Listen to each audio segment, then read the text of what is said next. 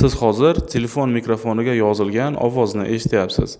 Endi esa kamera mikrofoniga yozilgan ovozni eshityapsiz. Bu esa $20 turadigan mikrofonga yozilgan ovozni sifati. Baho berishingiz mumkin.